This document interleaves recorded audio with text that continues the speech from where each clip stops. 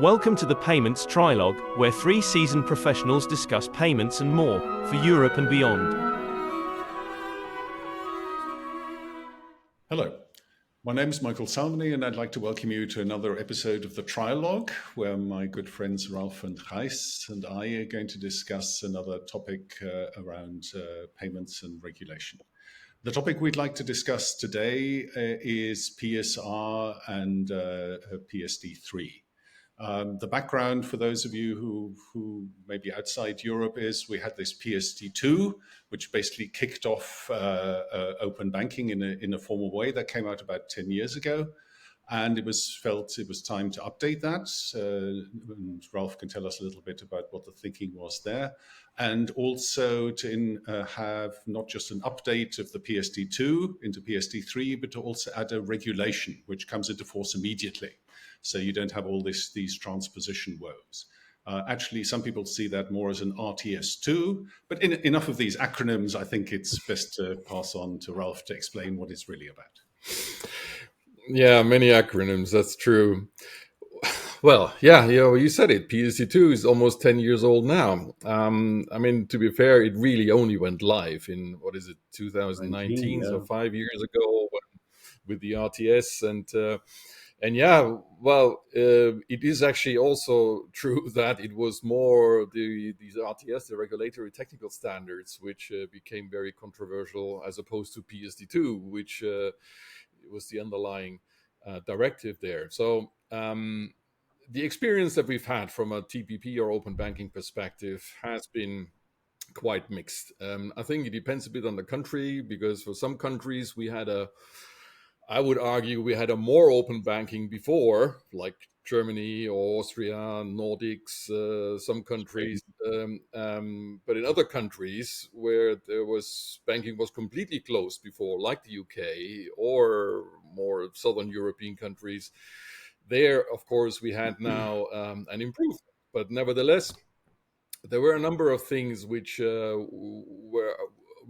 not going right, have not gone right, and we were looking forward to the review of PSD2 into PSD3. We also agree that I think it's a good thing to have put more into regulation, so it's not just a directive that every country can then adjust a little bit. So with the overall process that the Commission had done to review PSD2, and also their suggestion and then like having it this PSD3 and a PSR separately, I think we all agree with that.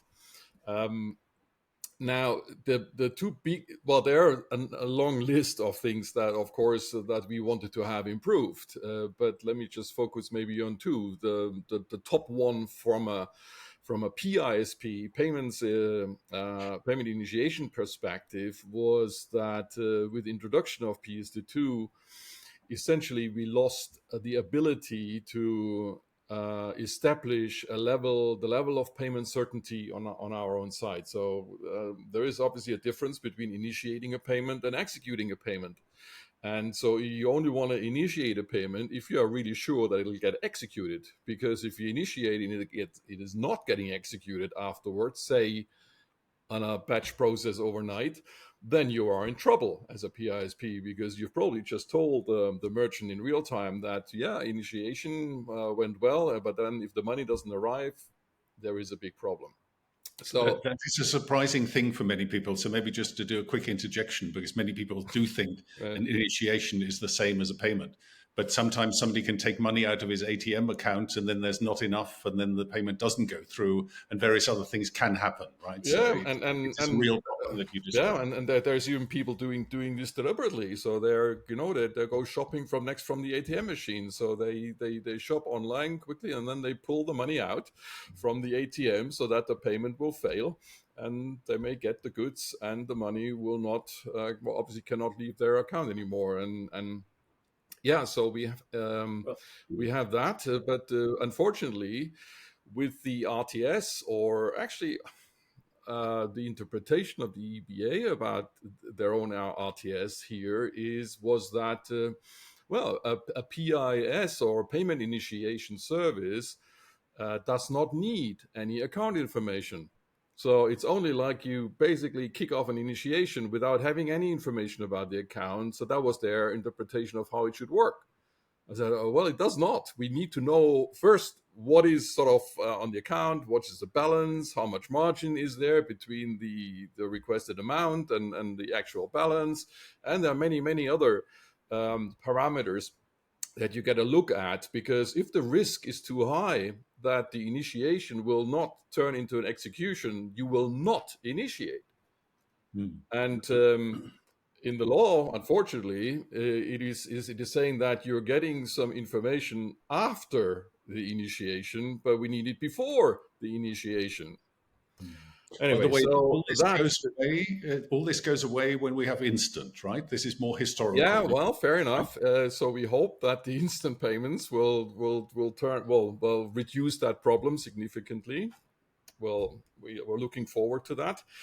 But we're also, of course, hoping that the corresponding stipulations in PSD3 or actually PSR will be amended so that there is this possibility to look at the account. And by the way, yeah, we know that they said, okay, well, you just need an AIS license as well, and then you use AIS to look at the account beforehand, and then you do the PIS, and maybe that would have worked out.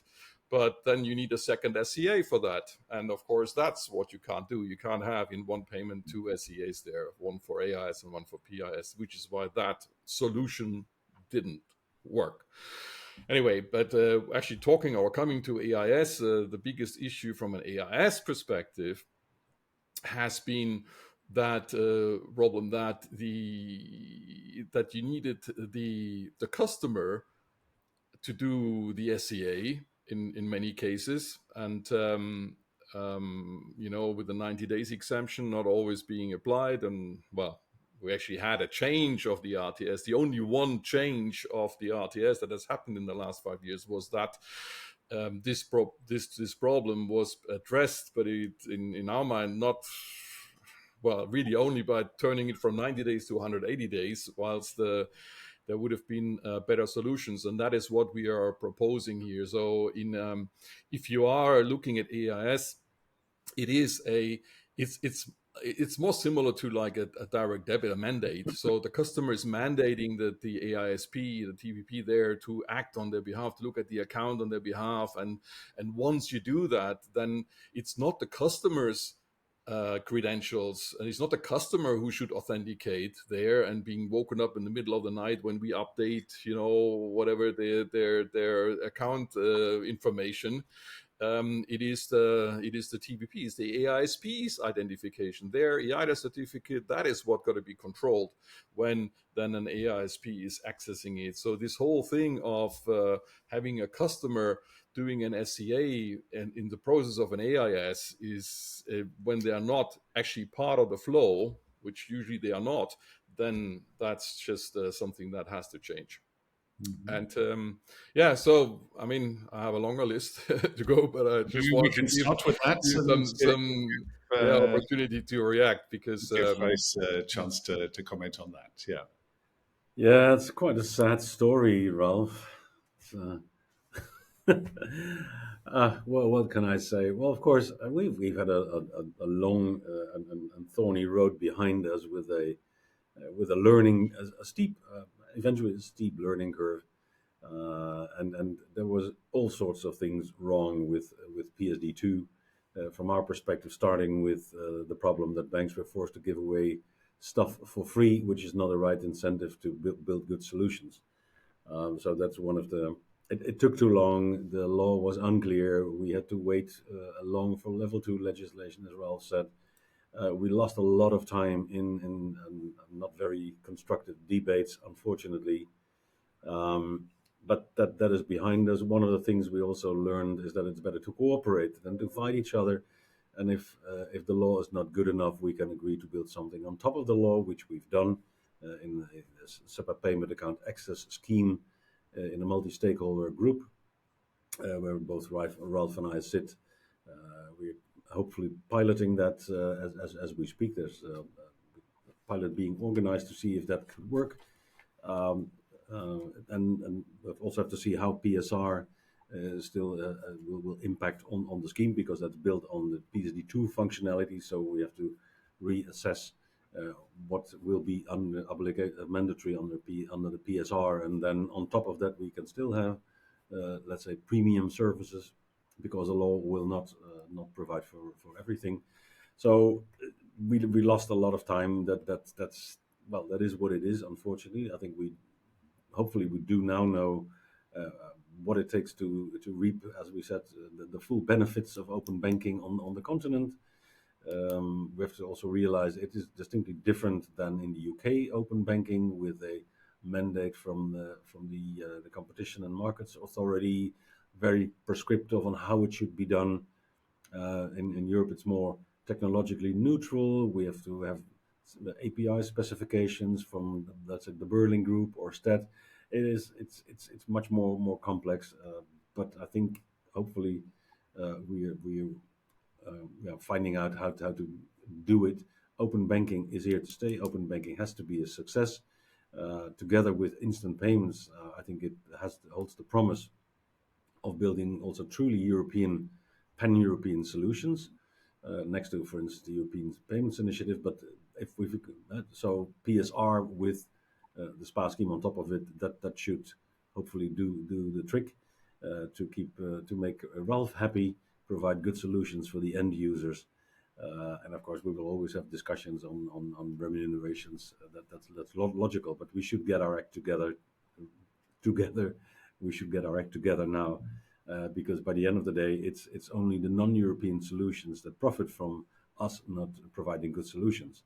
And sometimes we forget, why on earth are we doing this? To provide, as the Commission says, really homegrown pan-European solutions as alternatives to non-European solutions. We have to always keep in mind, why are we doing this in the first place? It's not just to fight amongst ourselves. There is a sort of perceived common enemy out there that we want to also provide an alternative for that. And that can only be done in a constructive dialogue and working together. So good regulation, and on top of that, cooperation between, let's say, asset holders, asset brokers, the TPPs and the banks. Otherwise, it will, again, not work, because the law is the law, but the law doesn't provide good solutions. We have to do that as market participants. So indeed, that's one. I think that's a lovely way of looking at it. I mean, we all benefit if we get this working, Absolutely. right? The TPPs, the fintechs benefit, the banks benefit. That's been shown in all sorts of other industries as well. If the incumbents open up, I mean, it is a way to fight against foreign solutions, which makes me a bit worried why EPI isn't using this technology, for example. Why isn't it based on SPA? But that's another discussion. But maybe we just return back now, back to the PSR. Ralph, you said you had a longer list of things you wanted to do. I have, but let me highlight here in reaction also something that we're actually not want more regulation. If anything, we want less regulation, because I agree that the industry collaboration is the more promising route. So that's why we have engaged in SPA together with the banks for many years now, and hopefully bringing it to fruition now. Because if you want to compete in payments, especially retail payments, which I think is sort of the holy grail of where functionalities and capabilities that you need, you can't base that on compliance, on forcing banks to play ball. So this has to be a collaborative approach. So like PSD2 is just like a little sort of like a base case where you can do some simple use cases. That's what you can do there. But if you want to go to that holy grail, retail payments, if you want to compete with the cards and the wallets from the East and the West, you need something absolutely first class. That can really only work based on collaboration, not on regulation.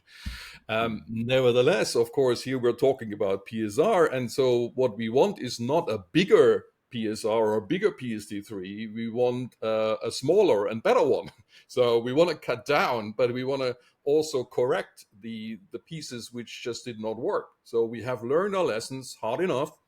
And now we have a great opportunity to improve it and get ahead again of the rest of the world, who is trying similar things and are profiting from our errors and our problems. Now, well, we have this opportunity, and we should get it right. There was one thing maybe also to highlight, because we have a long list, but the single biggest problem that we have from a TPP's perspective identified is actually the governance, or is the fact that we had these three objectives in PSD2, which was about improving security, improving competition, improving innovation. And we've done everything on security, and we have done not much on competition. We have done nothing on innovation. So, and it's not, maybe not surprising, because the supervision, the governance of it, so the EBA on a central perspective, but also all these national competent authorities in the countries, not one of them has competition or innovation in their mandate. They had absolutely zero focus on that. And no one is paying for them for it. So no surprise that we were not moving there. And that is maybe one of the differences in the UK, where the competition authority had a lot of say in their version of open banking. So it was one of our requirements that we should try to get the competition authorities, the central one and also the national ones, involved into that, into the governance of PSD3 PSR. Now, it's not looking like it will happen. We'll just get more of the same. Yeah, but that's what it hasn't been proven that it has worked better in the UK way, right? If we talk to the people in the UK, they say we seem to be a little bit ahead on the continent now, because we have a compensation model they're still looking for. So I'm not so sure which way is better. I think our collaborative approach, by the end of the day, will prove more. Yeah, well, the collaboration part, I fully agree, and that's why. But we here, well, I guess today we're talking about the regulation. I already said that I wanted to have it cut down, not expanded. I want it cut down, but corrected, and maybe. Well, one important thing there is, of course, the interaction, the so-called secure communication between the TPPs and the banks, so essentially the APIs. And there is, we had with PSD2 and RTS, they introduced the concept of what's called a dedicated interface. In my mind, that is already the core of a big problem. Having an interface which is dedicated to TPPs. So having one which the banks have to build for TPPs, and the TPPs have to use, which puts it into a unique, I like to call it a monopoly situation. And that is the crux of the problem for many of the issues. Now, yes, we want to have automated or machine-to-machine interfaces, so APIs. Yes, we want to have APIs, but they should not. The more parties are using them, the better. You should not be dedicated just to TPPs, because of that, of course, opens the door for banks to abuse it. This is a total misconception, because the word dedicated only meant other than the user interface. So you have the user interface, me as the account holder, I have my interface, and we have a special interface for the third party, right? That's a semantic thing. Well, it's not just semantic, unfortunately. Well, if you were screen scraping, what we see today, what we can see in basically almost every bank in Europe, they are having a very good API, which is serving their mobile apps. So for their mobile, basically their mobile API for their own customers. And then they have usually mediocre, and in some cases really bad, dedicated or TPP APIs, which are working by far not to the same level. And that, well, it shows two things. So firstly, it's not ignorance or inability that banks don't understand how to do good APIs. They're doing great APIs, just not to TPPs, unfortunately.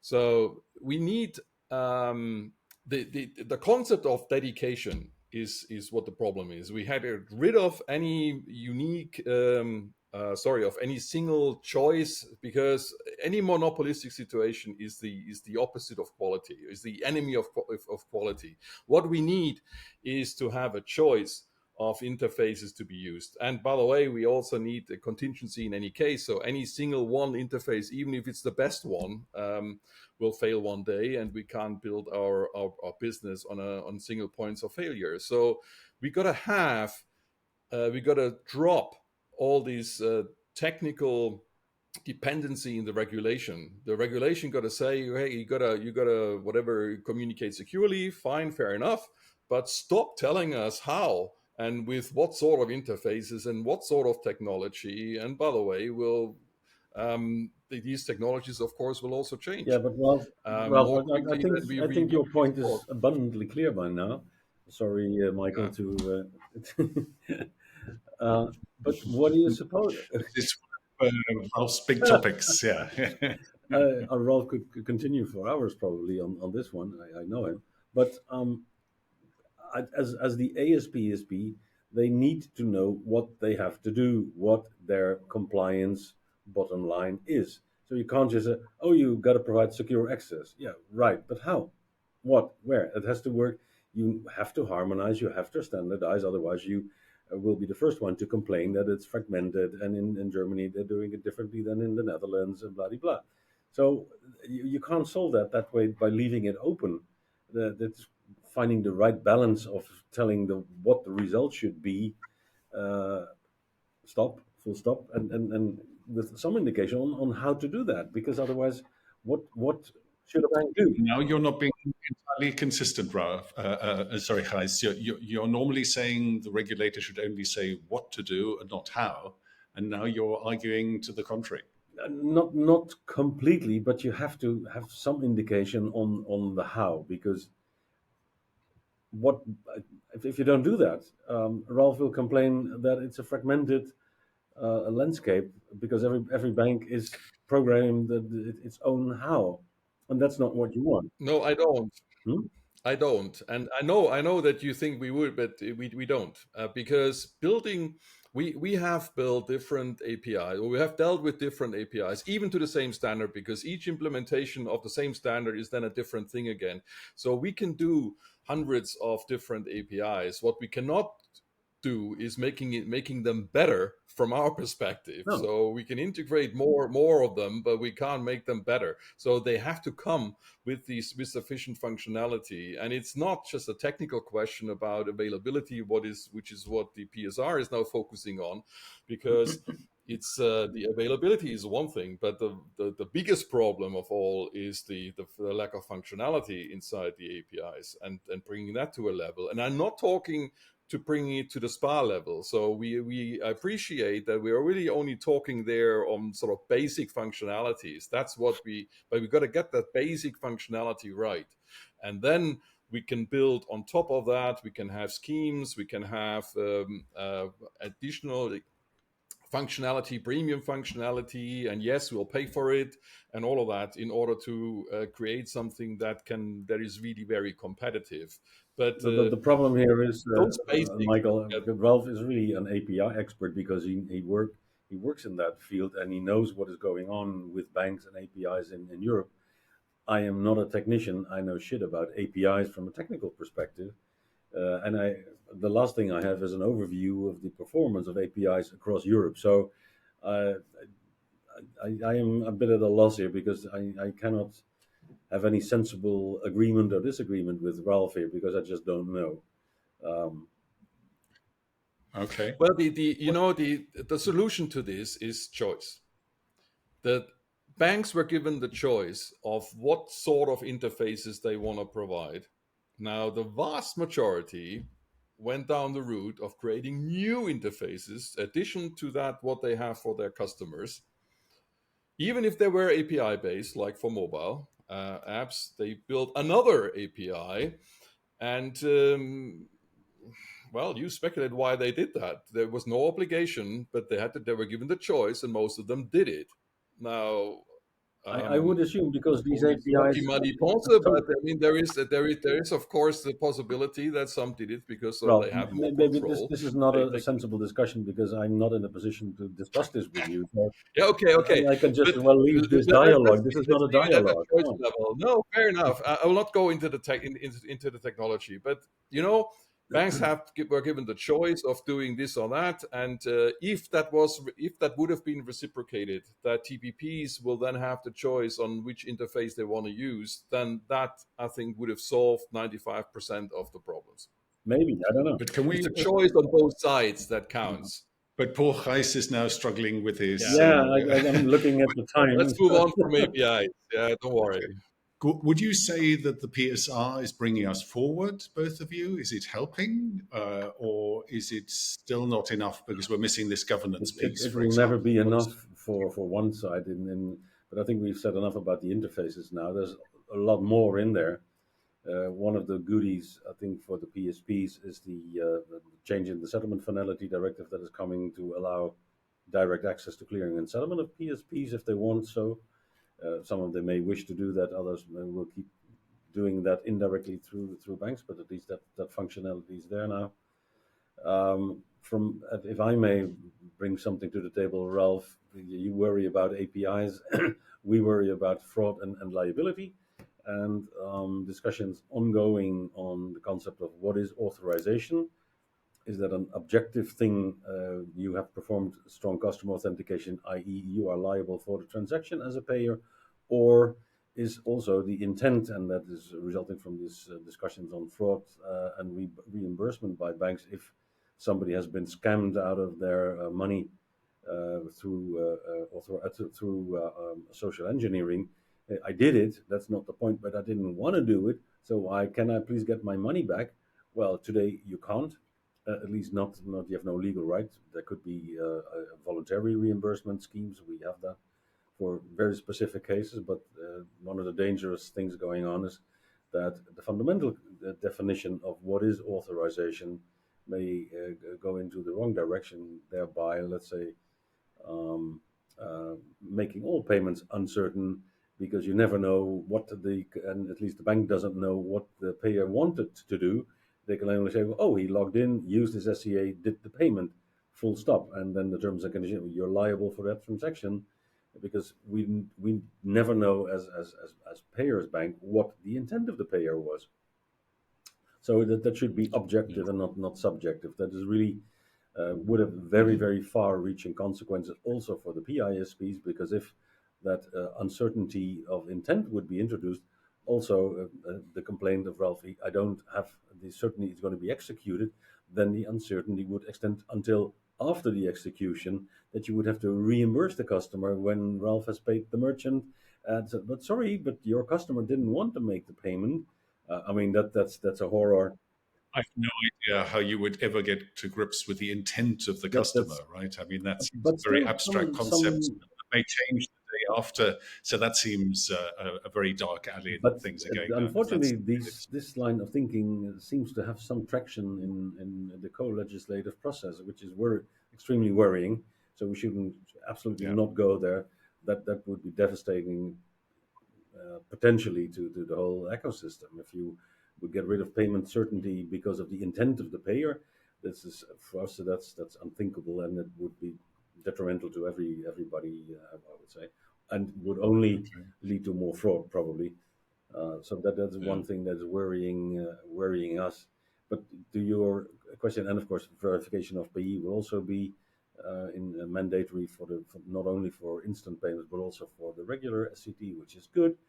So I think to answer your question, apart from the liability perspective, which is still jury's still out there, it is well intended to improve, of course. Otherwise, there was no point in reviewing the PSD2 and making it better in a PSD3. So it will never be good enough for some, but legislation is a compromise, and the compromise has to be struck somewhere and should be better than the previous time around.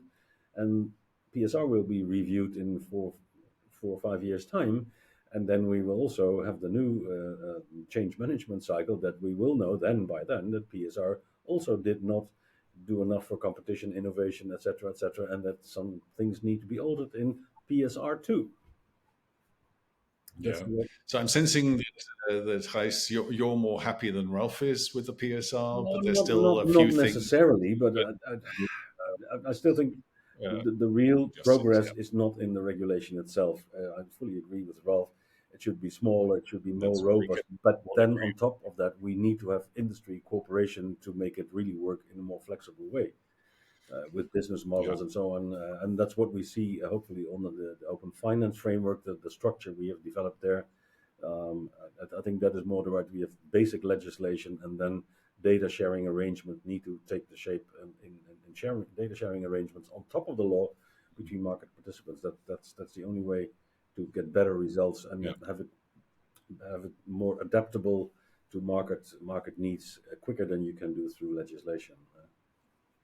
No, that's, I think, the theme of this Trilogue podcast series, that we need to work together to make these things work, and regulation can only sort of set some of the ground rules at best. And that's why it's good to have things like SPA, and maybe we'll do an extra episode on that. We already have another episode on fraud, which is another area where we all need to work together to make that work. So that's clearly the way to go. But I thank you both for your time. I think we can look forward to another discussion in 4 years on PSR2 and PSD5 or whatever it is by then.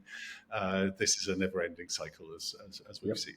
So thanks very much for being so lucid, and thanks to everybody who's watching this episode, and look forward to seeing you again on another one. Many thanks for watching and listening. We hope you enjoyed this episode. Looking forward to seeing you again next time.